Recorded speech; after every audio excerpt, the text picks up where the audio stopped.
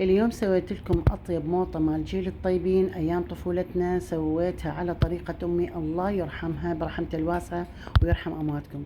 يا بنات شوفوا ما شاء الله، شوفوا الألوان الزاهية واللي تخبل. سويتها على شكل أزبلي مثل هاي اللي تشوفوها، سويتها شوية يعني جمدتها زايد قصدي، مثل هاي الخضر اللي دستها بحيث من أدوسها يعني همين تنداس، يعني تصير رملية مو ثلج. زين، لان سويتها بمقادير مضبوطه 100%. اللي عندها مشروع صغيرون يا بنات تسويها بالبيت، تقدر يعني مثل قصدي تسوي هذا المشروع بالبيت وتبيع يا بنات، هذا كلش يعني مشروع مربح. شوفوا هسه ضقت وحده من عندها ما شاء الله، شوفوا شلون رمليه ومثل الازبري، كلش طيبه. تابعوا وياي الطريقه والخطوات يا بنات على مود تنجح عندك الوصفه، وعلى مود اذا عندك ما عندك امكانيه وتردين تبيعين بالبيت، والله العالم كلها تهجم عليك من كثر طيبتها. بس كون تطبقيها مثل ما انا مطبقت. هسه قبل ان نبدي بالفيديو نصلي على محمد وال محمد. اللهم صل على محمد واهل بيتي الطيبين الطاهرين.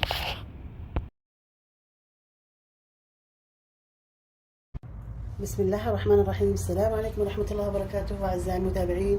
اليوم راح أسوي لكم موطة موتشيس، أطيب موطة موتشيس أرجعكم لأيام الطفولة. المكونات الموجودة عندي 3 قلاصات مي. شوفوا 3 قلاصات مي، وبقلاص ونص شكر.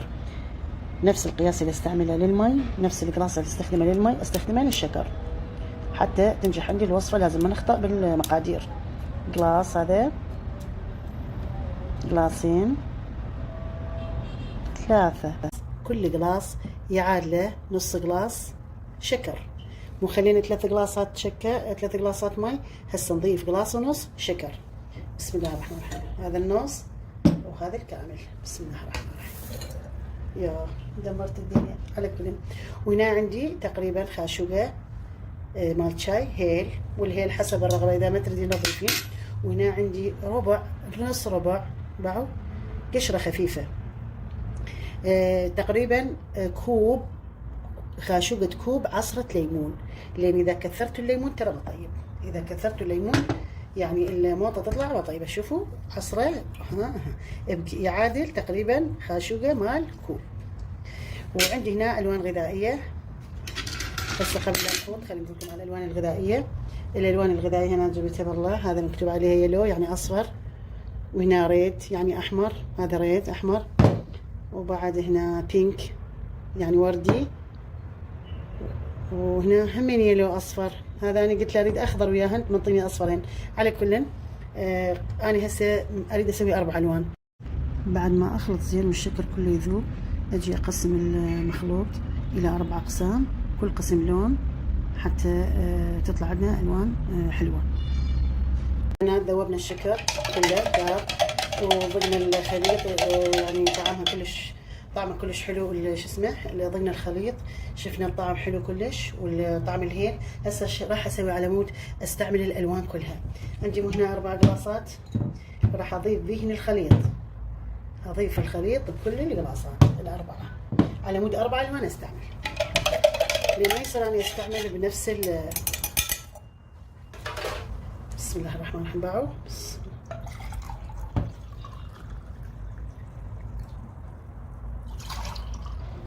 تابعوا وياي الخطوات خطوه خطوه. ترى يا بنات يعني هيك شغلات ما يصير يعني واحد يحذف من عندها، لين ما تطبقون عدل انه يعني الطريقه ما تنجح عندكم.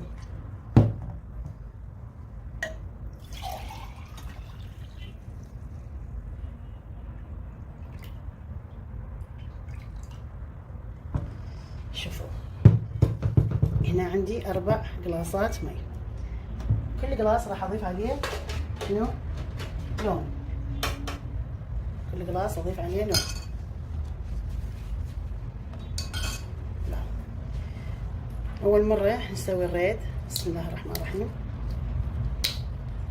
شوفوا ايش قد اضيف، شوفوا راس دمرت ايدي، قطره واحده بحيث يعني مو كلش طوح حتى تصير.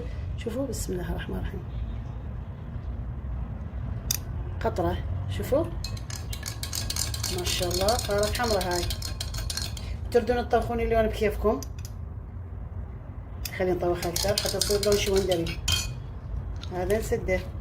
هسه نجي على اللون الاخر. بسم الله الرحمن الرحيم.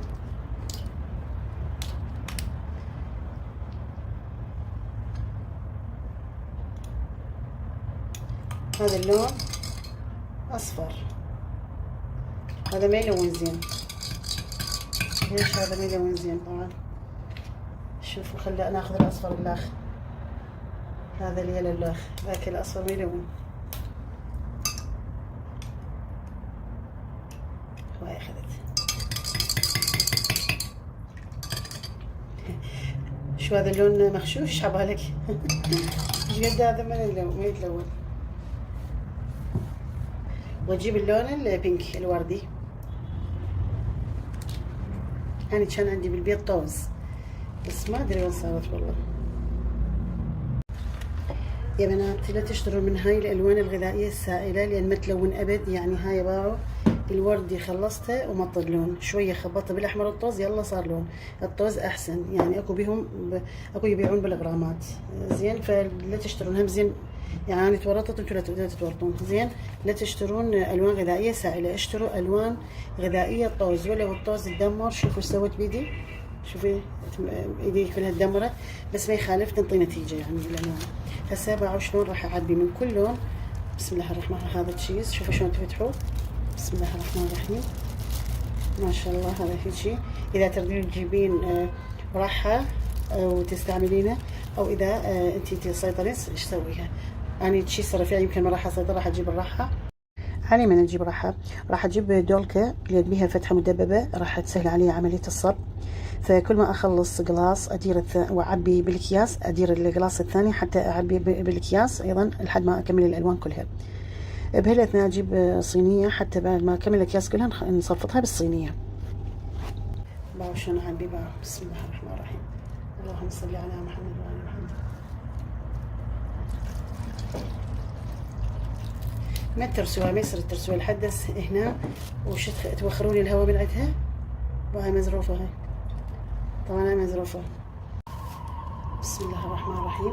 باعوا يا بنات قاعده اعبي، ما يصير هواي تعبون حتى اول شيء باعوا تجمد بساعة، وثانيا باعوا تطلعون الهواء من عندها، ثانيا على قدكم يعني ما يصير واحد هواي ياكل موطم وتشيز يعني مو ثلج يعني. بسم الله الرحمن الرحيم. شلون الف؟ باعوا الف هيجي، وهاي العقده اجرها لي قدام، وهاي تصير هيجي مسطحه. شوفوا ها هيجي تصير مسطحه.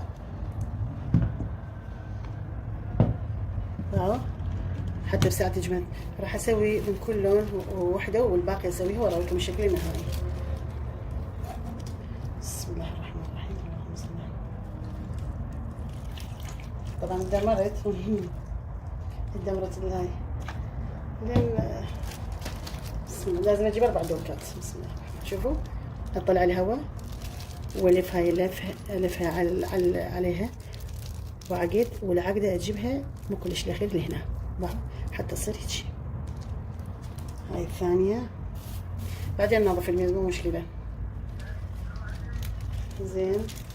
وراح اجيب اللون الوردي هذا. بسم الله الرحمن الرحيم. اصفر. بسم الله الرحمن الرحيم.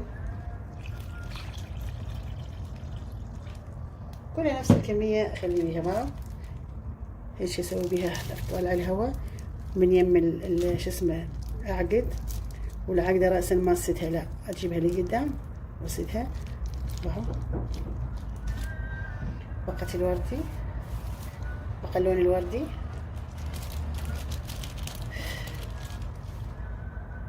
شوفوا بسم الله الرحمن الرحيم.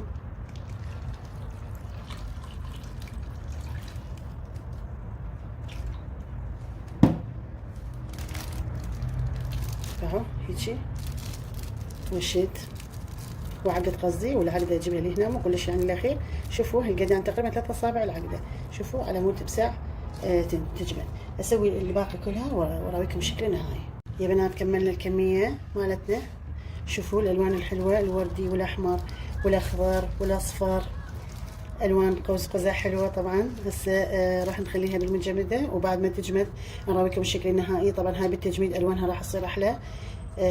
تابعوا وياي الفيديو للاخير، ولا تنسونا باللايك والاشتراك وتفعيل زر الجرس والضغط على كلمه الكل حتى يوصلكم كل جديد من فيديوهاتي. يا بنات لا تنسون هدابة ليلى، تدعوا لها بالذريه الصالحه.